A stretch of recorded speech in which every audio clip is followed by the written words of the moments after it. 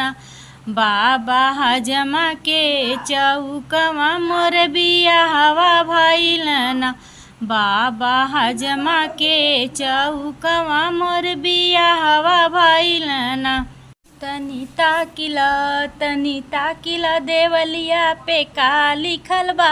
तनी ताकिला अतवार लिखल बा कि सोमार लिखल बा कि दुल्हा के बहिनी के छ भतार लिखल बा। तनी ताकिला देवलिया पे का लिखल बा।